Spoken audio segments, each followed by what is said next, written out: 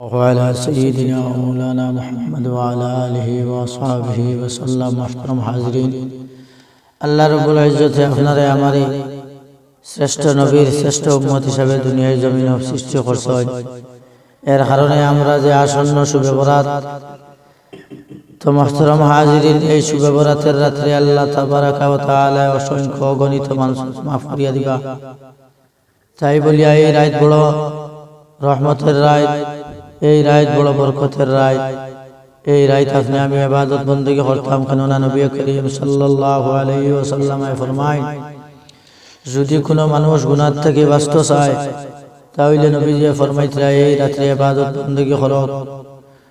আর কইতরা নবী করিম সাল্লাল্লাহু আলাইহি ওয়াসাল্লাম, যদি কোনো মানুষে এই শুভ বরাতের রাতে অর্থাৎ সন্ধ্যার সময় যদি কোনো মানুষে গোসল করে, এই ইবাদত বندگির উদ্দেশ্যে শুভ বরাতের ইবাদত করবার লাগিয়া যদি কোনো মানুষে গোসল করে, তাহলে নবী করিম সাল্লাল্লাহু আলাইহি ওয়াসাল্লাম ফরমায় যে গোসল করার পরে যে তার শরীর থেকে যে পানির ফুটা পড়ব, এক ফুটার সমতুল্য হইতরা যে 700 রাকাত নফল নামাজ পড়িয়া হে যে সওয়াব পাইত, এক ফুটায় এই যে গোসল করার পরে যে তার শরীর থেকে পানির ফুটা পড়ব, এই ফুটার থেকে তার এক ফুটার বিনিময়ে 700 নফল নামাজের সওয়াব তার নামে আমরা দেওয়া হইব।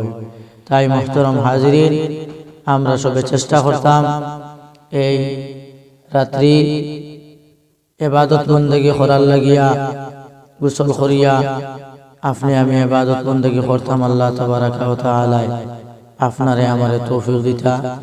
দ্বিতীয়তম অন্য রিওয়ায়াতের মধ্যে আল্লাহর রাসূল সাল্লাল্লাহু আলাইহি ওয়াসাল্লাম ফরমায় যে ওই রাত বেশি বেশি দুরূদ শরীফ পড়ো, কেননা নবী করিম সাল্লাল্লাহু আলাইহি ওয়াসাল্লাম ফরমায়, ওই রাত্রি যদি শুভ বরাতের রাত্রে যদি কোনো মুমিন বান্দা বান্দিয়ে